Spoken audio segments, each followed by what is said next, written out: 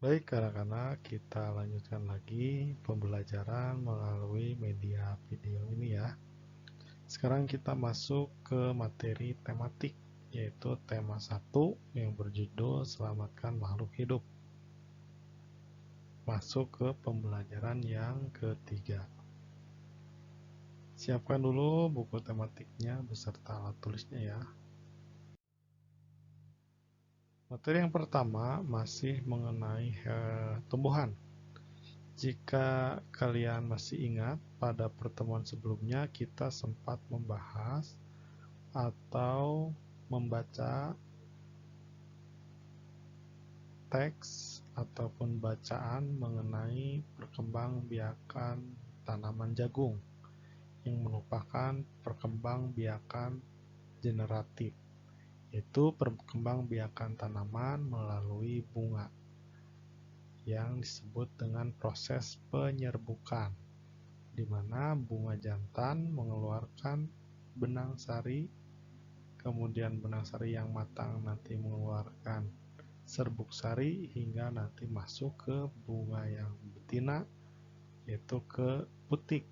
Nah, nanti serbuk sari tersebut masuk ke dalam putik, kemudian menjadi lembaga, bakal biji, kemudian menjadi buah hingga nanti menjadi calon tanaman baru. Nah, sekarang kita akan mempelajari cara berkembang biak tanaman yang berbeda, yang dinamakan perkembangbiakan vegetatif. Nah, bagaimana perkembangan biakan vegetatif itu? Nah, coba perhatikan 3 tanaman berikut. Yang pertama ada nanas. Nanas berkembang biak dengan cara vegetatif. Pembibitan tunas nanas dapat dilakukan untuk mengembangbiakannya. Jadi kalau kalian tahu, nanas itu berkembang biaknya bukan dengan bunga, bukan dengan biji, tetapi dengan tunasnya, yaitu dengan daun-daun yang ada di atas buahnya. Nah, seperti itu. Ketika kalian punya nanas, misalkan kemudian dipotong daunnya, nah nanti dia bisa tumbuh lagi. Seperti itu. Yang kedua ada bawang merah. Bawang merah memiliki bentuk yang berlapis. Di tengahnya akan tumbuh tunas. Umbi lapis terdiri atas daun yang tumbuh melapisi batang dan membengkak di dalam tanah. Nah, kalau kalian perhatikan, kalian coba lihat ke dapur, cari bawang merah. Nah, bawang merah itu bentuknya berlapis-lapis. Kalau dibiarkan terlalu lama atau disimpan ke dalam tanah, nanti dari bagian tengahnya akan tumbuh tunas atau akan tumbuh daun. Kalau tidak salah, kita pernah mencoba mengembangbiakannya di kelas 5. Nah, nanti bawang itu akan tumbuh daun. Nah, daunnya dari dalam yang nanti daunnya juga akan berlapis-lapis. Seperti itu.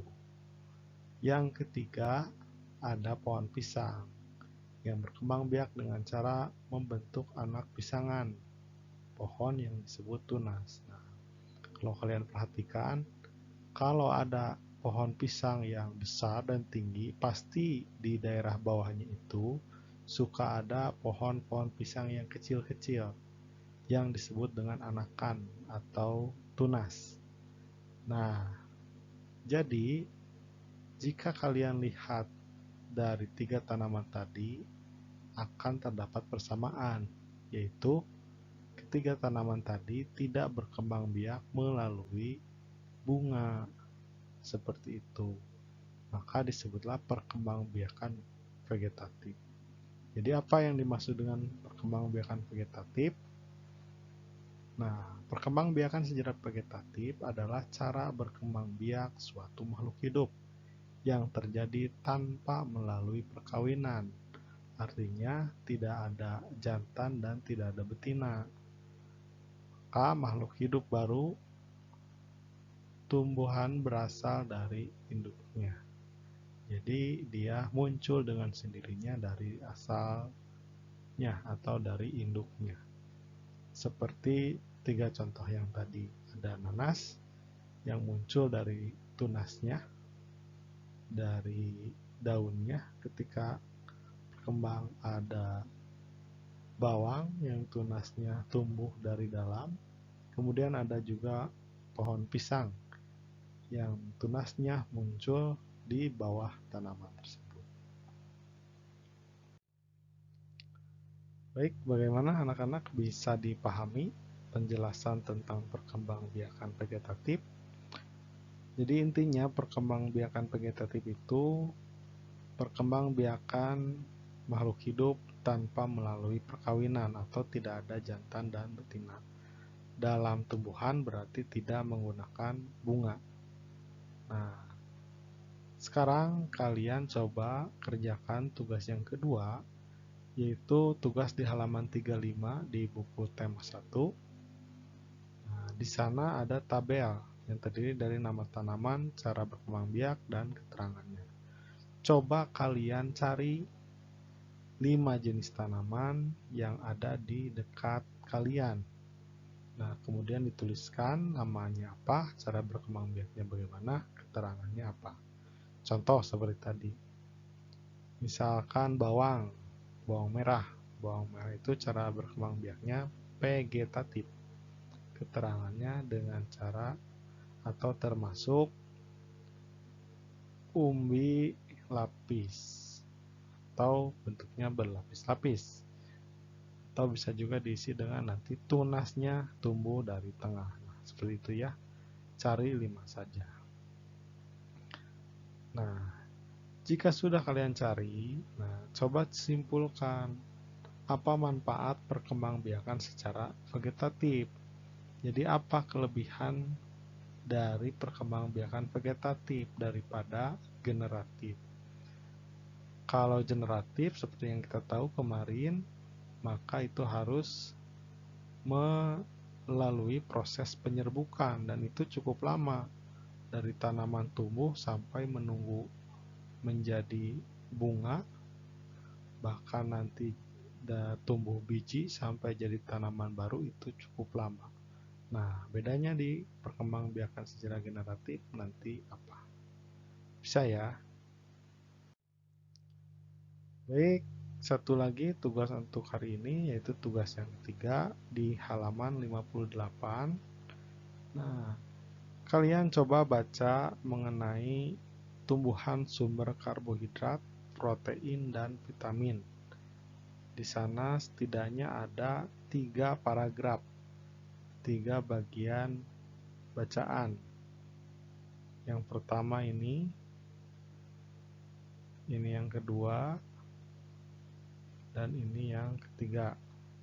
Ketiga-tiganya diawali dengan kata manusia. Nah, jika sudah dibaca, nah kalian tinggal mencari atau menuliskan ide pokok dan kesimpulan. Tuh. Jadi, ide pokok itu seperti yang sudah kita bahas adalah bacaan inti dari satu paragraf. Jadi ide pokok yang pertama apa intinya, nanti disimpulkan. Nah, apa bedanya ide pokok dan kesimpulan? Nah, kalau ide pokok itu bahasanya mirip-mirip dengan di bacaan. Jadi kalian bisa sama dengan bacaannya ataupun berbeda sedikit. Nah, tapi di kesimpulan itu adalah hasil atau bahasa yang digunakan adalah bahasa menurut kalian. Jadi bisa saja berbeda dengan teks, tetapi intinya tetap sama. Seperti itu ya. Kalau sudah, nanti difotokan, kirimkan ke Bapak. Ya, itu saja materi untuk kali ini. Semoga dapat dipahami. Tetap jaga kesehatan. Tetap belajar dengan rajin. Kalau ada pertanyaan, silakan langsung saja tanyakan ke Bapak. Jika ada yang kurang dimengerti, Jangan sungkan-sungkan untuk bertanya. Terima kasih, sekian untuk hari ini. Assalamualaikum warahmatullahi wabarakatuh.